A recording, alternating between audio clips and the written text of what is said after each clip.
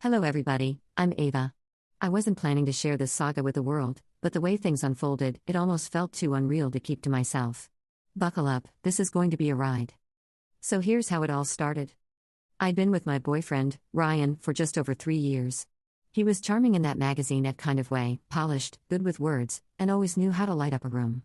I was drawn in by his confidence and warmth, and for the longest time, I thought he was the one. We moved in together on our first anniversary, even though we were barely scraping by in our overpriced little city. It wasn't perfect, but what relationship is? We had our vision board goals: buy a house, travel the world, and one day, maybe have a family. Ryan liked things to look picture perfect. Fancy dinners, immaculate selfies, matching outfits. I should have noticed how performative it all was. But I loved him, so I played along. 4 months ago, something in me felt off. I couldn't hold down food. I was exhausted all the time, and my sense of smell was dialed up to 11. A pregnancy test seemed like overkill, but I took one anyway, mostly to cross it off the list. 2 pink lines. I sat there on the cold bathroom floor, staring at that tiny piece of plastic like it had just spoken in tongues. I didn't tell Ryan right away. My best friend, Tessa, was the first to know. She brought wine to our Friday girls' night, and when I declined and asked for tea, her eyes widened. She knew. We spent the whole night talking, about everything from insurance to maternity leave to what Ryan might say. Tessa's the kind of friend who never tells you what to do. She just listens until you hear yourself. I decided to wait 3 weeks until my birthday. We were throwing a small party with our closest friends. What better time to announce it? I imagined the joy, the hugs, the tears. Yeah. If only. The weeks before the party were a weird blur. I was battling constant nausea. Whoever coined morning sickness clearly never had it, and Ryan seemed distant. Always on his phone, coming home late, barely noticing how off I was. I chalked it up to work stress. My birthday landed on a Saturday. Ryan volunteered to pick up the cake and disappeared for hours. I was annoyed, but not enough to pick a fight.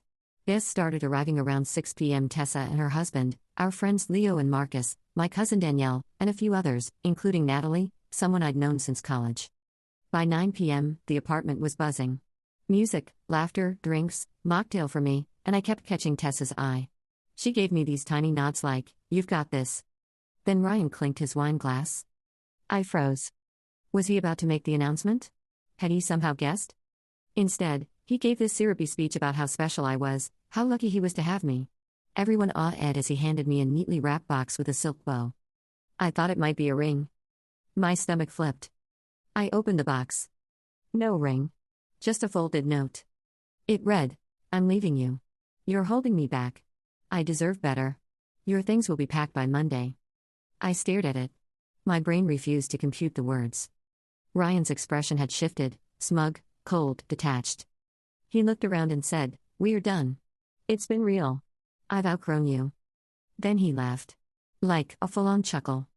Some people laughed too, thinking it was a joke. It wasn't. He walked out. The silence afterward? Deafening. I stood there, holding the note, pregnancy announcement dead in my throat, while our friends looked back and forth between me and the door. Tessa moved first. She snatched the note from my hand, read it, and muttered, "What a effing coward." People started talking all at once. Concern. Confusion. Rage on my behalf. And me? I smiled. Not because I was okay. I was devastated.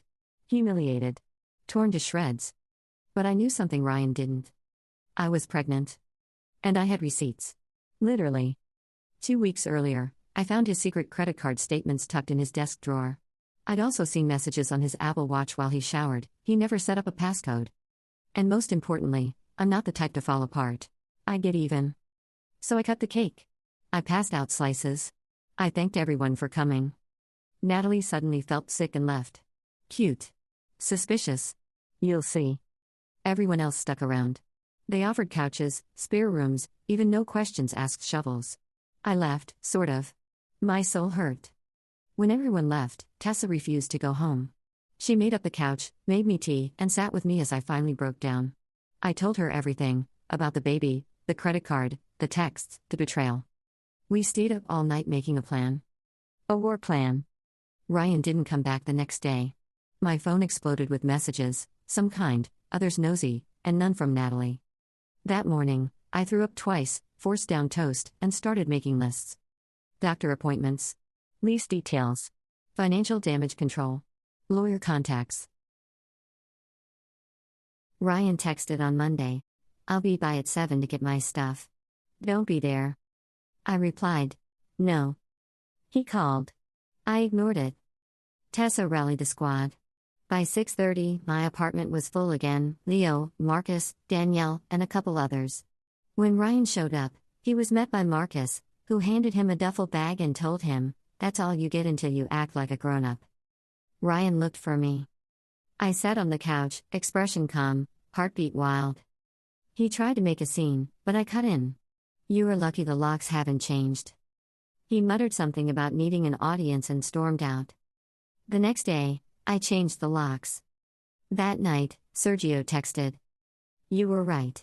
Ryan and Natalie? Been seeing each other for months." Turns out they'd been spotted together several times, and Sergio had suspected but hoped he was wrong. He wasn't. I felt a sharp, bitter vindication. My instincts were right. I decided not to confront them. Not yet. Instead, I gathered evidence. Screen recordings, screenshots, and financial statements. My lawyer loved me. Ryan texted again 2 weeks later. Wanted to talk things out. I agreed, to a coffee shop, in public. He looked like hell. He said he missed me. He wanted to do the right thing. I dropped the bomb. "I'm pregnant." His face turned white. "You didn't tell me." "I'm telling you now." I laid out custody terms, financial obligations, and a custody plan. I told him to take it to his lawyer. He looked like he was drowning. I left with my head high. Weeks passed. The pregnancy progressed. My belly began to show. I stopped hiding. Word got around. Soon Ryan knew. He texted, "You can't keep my child from me. Call me or I'll come over." I responded, "Show up uninvited, and I call the cops. We'll talk on my terms." 2 days later, he showed up. Drunk. Crying. "I messed up. I need to talk to you." "Is it true?" I didn't open the door. But I talked to him through it. "Yes. I'm 18 weeks. It's yours. Go home." He sobbed. Said Natalie dumped him. Said he lost his job. Said he wanted to fix things. I gave him one chance. "Meet me at 10 a.m. tomorrow. Cafe on Main. Sober. If you're late or drunk, it's over." Next morning, he was there. Looked terrible, but sober. He apologized. Again. I didn't react. Instead, I asked, "What do you want?" He stumbled through nonsense: rebuilding trust, co-parenting, maybe even reconciliation. I shut that down. He could see the baby. On a schedule. Through the system. I handed him a folder with everything: ultrasound photos, doctor contacts, legal paperwork. He looked overwhelmed. I didn't care. That weekend, he came by to pick up more stuff. Marcus supervised. I wasn't there. I was at prenatal yoga. Highly recommend, by the way. A month later, I ran into Natalie at the grocery store. She looked worn down. She apologized. She said Ryan lied to her, told her we were basically broken up. She didn't know I was pregnant until recently. I didn't say much. Just told her I hoped she was smarter going forward. Then came the final twist. Ryan's teddy bear. Yep. He brought a human-sized teddy bear to the hospital when I gave birth. Our daughter, Iris, arrived healthy and strong. Full head of hair. His chin. Labor was 28 hours. Tessa never left my side. Ryan was there. Weirdly supportive. Hovering awkwardly, but there. He cried when he held Iris. Not performatively. Ugly crying. Genuine. He's not Prince Charming. But he's showing up. He visits twice a week. Pays support. Sends silly baby clothes. Sometimes even makes me laugh. We're not together. We won't be. But we're parenting. Sort of. And I'm doing okay.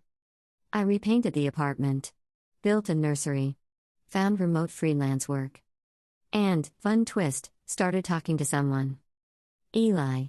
The grocery delivery guy who left dad jokes in the bag. We've had coffee. Nothing serious. but he listens. Last week was my birthday. 1 year since the party. This time, it was just a few friends. Tessa brought cake. Iris wore a party hat. Ryan stopped by, dropped off a bracelet with Iris's birthstone, and left. And I looked around at my little home, my daughter, my people. And I smiled. Because Ryan didn't write the end of my story. I did. If you've made it this far, thank you. If this story touched you or brought back memories of your own, just remember, you're not the only one. We all walk our own path, and often, the toughest chapters take us to the most meaningful destinations. You're welcome to share your experience in the comments.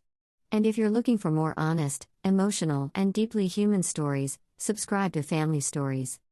This is a space for sharing, understanding, and growing together. Until next time.